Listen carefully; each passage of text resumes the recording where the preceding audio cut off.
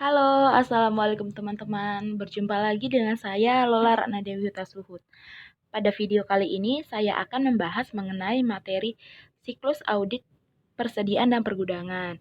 Nah, pada kesempatan kali ini saya akan membahas mengenai submateri dari audit siklus ini, di mana saya akan membahas audit akuntansi biaya dengan tujuan pembelajaran merancang dan melaksanakan pengujian audit atas akuntansi biaya. Audit akuntansi biaya. Pada materi ini, akuntansi biaya dimulai dengan transfer internal aset dari bahan baku ke barang dalam proses dan kepersediaan barang jadi. Kita juga akan berfokus pada sistem dan pengendalian yang berhubungan dengan transfer biaya persediaan yang akan diperhitungkan dalam catatan akuntansi biaya. Nah, audit akuntansi biaya ini dibagi menjadi dua subtopik utama. Yang pertama yaitu pengendalian akuntansi biaya dan pengujian akuntansi biaya. Pengendalian akuntansi biaya itu adalah pengendalian yang berhubungan dengan pemrosesan yang mempengaruhi persediaan fisik dan penelusuran biaya terkait dari saat bahan baku diminta hingga produk selesai dibuat dan ditransfer ke gudang. Kemudian pengujian akuntansi biaya itu adalah konsep untuk mengaudit akuntansi biaya persediaan dengan memahami pengendalian internal, menilai resiko, menentukan luas pengujian, dan merancang pengujian pengendalian serta pengujian substantif. Pengendalian akuntansi biaya.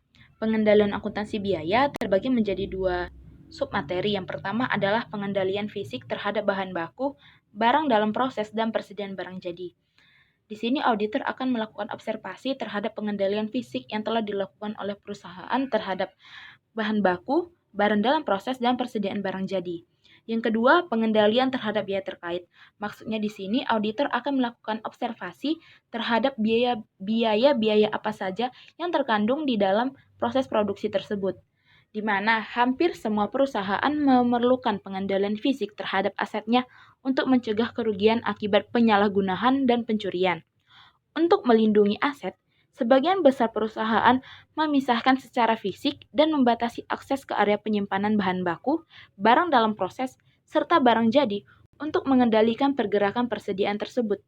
Klien dapat menggunakan dokumen yang telah dipranomori untuk mengotorisasi pergerakan persediaan guna melindungi aset dari penggunaan yang tidak tepat. Contoh dokumen jenis ini yang efektif adalah permintaan bahan yang disetujui untuk memperoleh bahan baku dari ruang penyimpanan. Nah, yang kedua yaitu adalah pengujian akuntansi biaya, di mana ada 4 aspek akuntansi biaya yang diperhatikan oleh auditor dalam melakukan audit akuntansi biaya. Aspek yang pertama yaitu adalah pengendalian fisik terhadap persediaan. Aspek yang kedua, dokumen dan catatan untuk mentransfer persediaan. Aspek ketiga, file induk persediaan perpetual. Dan aspek yang keempat adalah catatan biaya per unit. Nah, mari kita masuki aspek yang pertama yaitu pengendalian fisik persediaan, di mana terdapat 5 tahapan dalam pengendalian fisik persediaan ini. Tahapan yang pertama yaitu menguji pengendalian fisik, di mana pengujian ini dilakukan terhadap bahan baku, barang dalam proses, dan barang jadi, yang umumnya terbatas pada observasi serta pengajuan pertanyaan oleh auditor. Kemudian, memeriksa area penyimpanan, di mana untuk menentukan apakah persediaan sudah dilindungi dari pencurian dan penyalahgunaan dengan menggunakan kunci atau ukuran keamanan lainnya.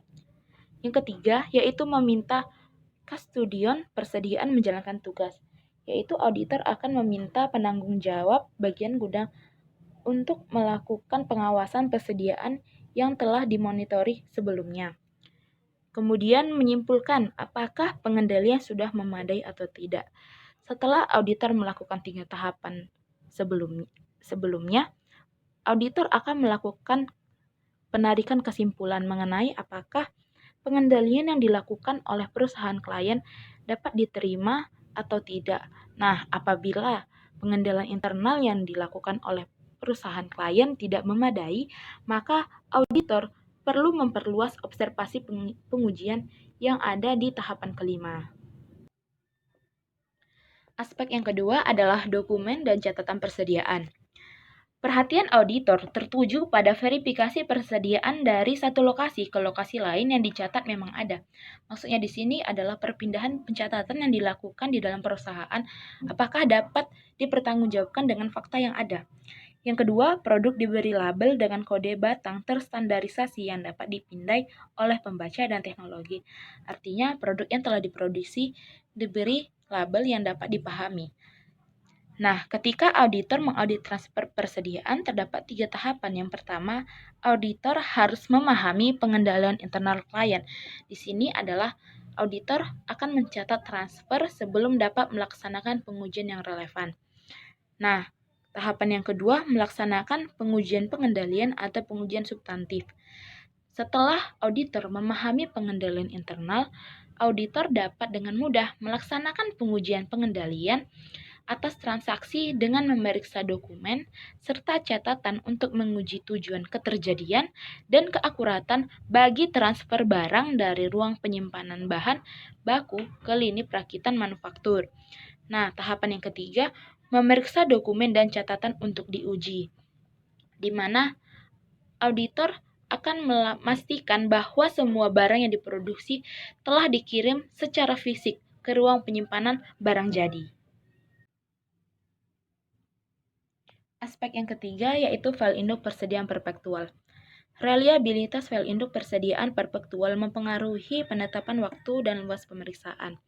Keakuratan yang dimiliki oleh file induk persediaan perusahaan akan membantu auditor untuk mengurangi waktu dan sampel yang akan digunakan auditor nantinya dalam melakukan pengujian pengendalian.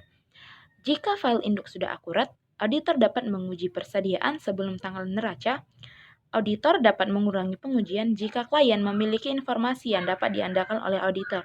Maksudnya di sini itu adalah auditor dapat mengurangi sampel pengujian dan dapat menghemat serta efisiensi waktu jika klien memiliki keakuratan dalam file induknya yang dapat membantu auditor. Auditor menguji persediaan dengan memeriksa dokumentasi dalam file induk.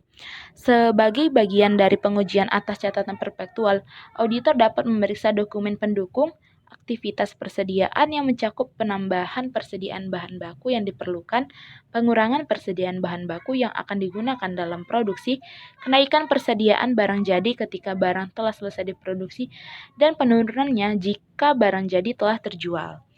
Yang terakhir itu adalah auditor menguji kesesuaian rancangan dan implementasi pengendalian internal, di mana auditor akan melakukan uji terhadap pengendalian internal yang dilakukan oleh klien, di mana apakah pengendalian internal tersebut telah terlaksana dengan baik atau apakah karyawan telah mengikuti prosedur-prosedur pengendalian internal dengan baik. Kita masuki aspek yang keempat, yaitu catatan biaya per unit.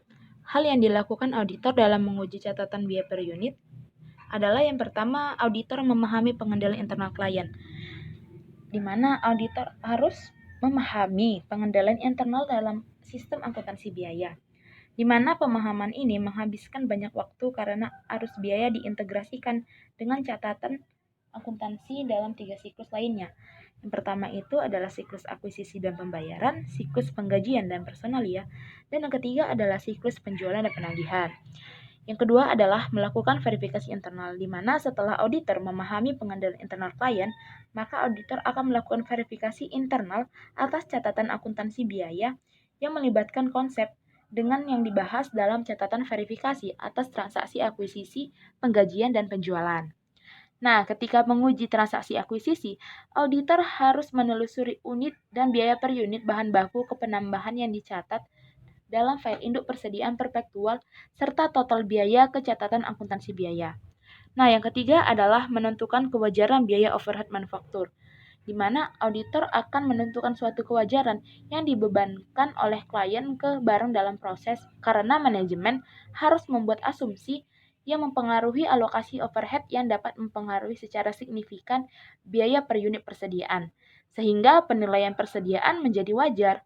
Dalam mengevaluasi alokasi biaya overhead, auditor harus mempertimbangkan kelayakan metode alokasi dengan mengasumsikan metode tersebut sesuai dengan standar akuntansi dan apakah ditetapkan secara konsisten. Cukup sekian materi yang dapat saya sampaikan kepada teman-teman semuanya. Semoga materi ini dapat bermanfaat dan menambah pengetahuan teman-teman semuanya.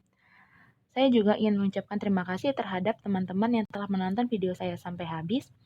Saya Lola Ratna Dewi undur diri, sampai jumpa di video pembelajaran auditing dengan materi-materi yang terbaru.